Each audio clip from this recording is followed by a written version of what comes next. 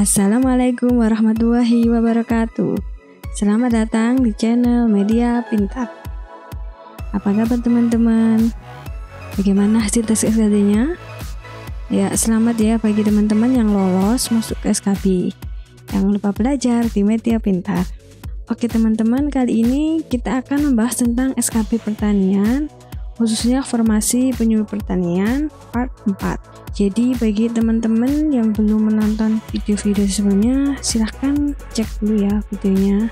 Oke teman-teman, langsung saja kita ke contoh soal nomor 16. Wewenang dan tanggung jawab pemerintah untuk memantapkan sistem penyelenggaraan penyuluhan pertanian berdasarkan Undang-Undang Nomor 16 Tahun 2006 meliputi beberapa aspek, kecuali A. Aspek ketenagaan, B. Aspek sosial, C. Aspek penataan kelembagaan, D. Aspek penyelenggaraan, E. Aspek sarana dan prasarana. Ya, jawabannya yang mana teman-teman? Oke, langsung saja seperti biasa kita akan bahas. Berdasarkan Undang-Undang Nomor 16 Tahun 2006, wewenang dan tanggung jawab pemerintah diwujudkan dengan memantapkan sistem penyelenggaraan penyuluhan pertanian. Meliputi beberapa aspek, ada 5 ya.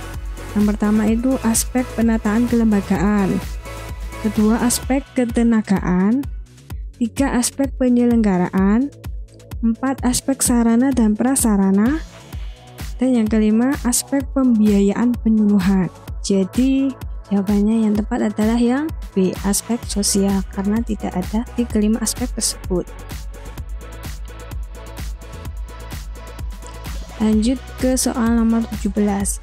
Program penyuluhan pertanian terdiri atas A. Program penyuluhan desa atau kelurahan atau unit kerja lapangan, B. Program penyuluhan kecamatan, C. Program penyuluhan nasional, D. A dan B benar, E. Semua benar.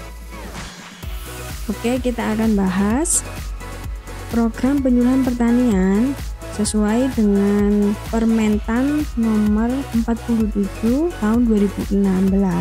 Program penyuluhan pertanian terdiri atas 5 ya. Yang pertama program penyuluhan desa atau kelurahan atau unit kerja lapangan. Yang kedua program penyuluhan kecamatan. Yang ketiga program penyuluhan kabupaten atau kota. Yang keempat program penyuluhan provinsi. Dan yang kelima program penyuluhan nasional. Jadi jawaban yang tepat yang mana teman-teman? Iya, jawaban yang tepat adalah yang E, semua benar. Oke, lanjut kita ke soal nomor 18.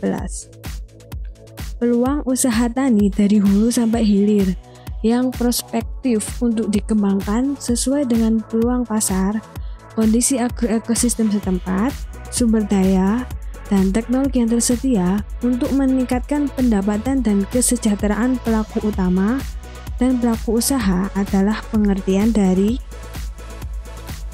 A. Produktivitas usaha tani, B. Potensi usaha tani, C. Lingkungan usaha tani, D. Prospek usaha tani, atau E. Kondisi usaha tani.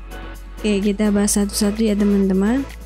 Untuk produktivitas usaha tani sesuai dengan Permentan nomor 47 tahun 2016, itu pengertiannya adalah perolehan hasil usaha per satuan unit usaha saat ini atau faktual maupun potensi perolehan hasil usaha yang dapat dicapai untuk meningkatkan pendapatan dan kesejahteraan pelaku utama dan pelaku usaha. Potensi usaha tani itu pengertiannya peluang usaha tani dari hulu sampai hilir yang prospektif untuk dikembangkan sesuai dengan peluang pasar, kondisi agroekosistem setempat, sumber daya dan teknologi yang tersedia untuk meningkatkan pendapatan dan kesejahteraan pelaku utama dan pelaku usaha.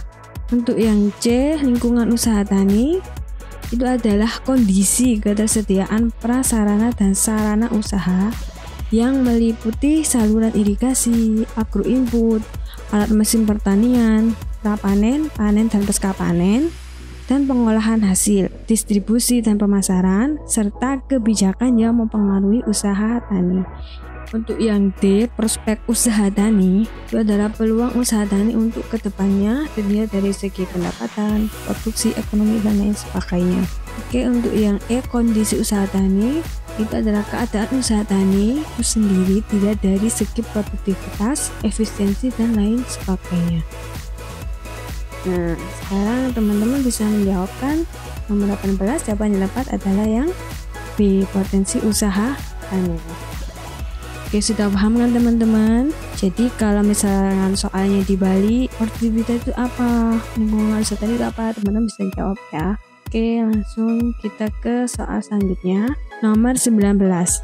Jenis-jenis komoditas pangan yang potensial dikembangkan di daerah-daerah tertentu sesuai dengan kondisi agroekosistem setempat adalah pengertian dari A, komoditas utama, B, komoditas khusus, C, komoditas unggulan, D, komoditas pertanian strategis nasional, atau E, komoditas kedaerahan. Oke, kita bahas satu-satu ya teman-teman. Untuk yang A, komoditas utama, itu artinya jenis-jenis komoditas yang menempati urutan pertama atau teratas dalam segi produksinya. Jadi biasanya komoditas utama itu komoditas yang produksinya besar dan biasanya itu diekspor. Untuk yang B, komoditas khusus, itu adalah jenis-jenis komoditas yang memiliki spesifikasi tertentu saja, seperti sayur-sayuran, buah-buahan, dan sebagainya. Untuk yang C, komoditas unggulan, istilah ini juga ada di Permentan nomor 47 tahun 2016 tadi ya teman-teman.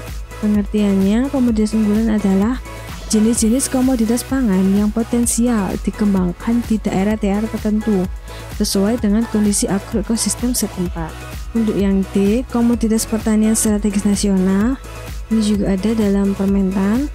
Pengertiannya adalah jenis-jenis komoditas yang ditetapkan sebagai komoditas prioritas di tingkat nasional karena perannya yang strategis dalam pencapaian ketahanan pangan nasional. Jadi untuk komoditas pertanian strategis nasional itu ada kata-kata strategisnya untuk mencapai ketahanan pangan nasional. Untuk yang E, komoditas kedaerahan, itu artinya jenis-jenis komoditas lokal atau khas dari suatu daerah tertentu. Jadi biasanya komoditas yang khas di daerah. Nah, jadi jawaban yang tepat yang mana teman-teman? Iya, jawaban yang tepat adalah yang C, komoditas unggulan. Oke, lanjut ya teman-teman. Nomor 20. Hal-hal di bawah ini merupakan 1. Kerangka pikir dan prinsip, 2. Pengorganisasian, 3. Penyusunan, 4. Pendanaan.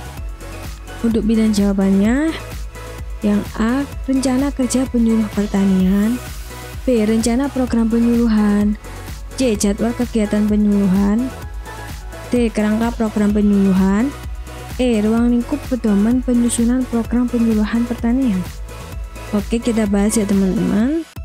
Untuk keempat unsur tersebut itu termasuk dalam ruang lingkup pedoman penyusunan program penyuluhan pertanian sesuai dengan Permentan nomor 47 tahun 2016.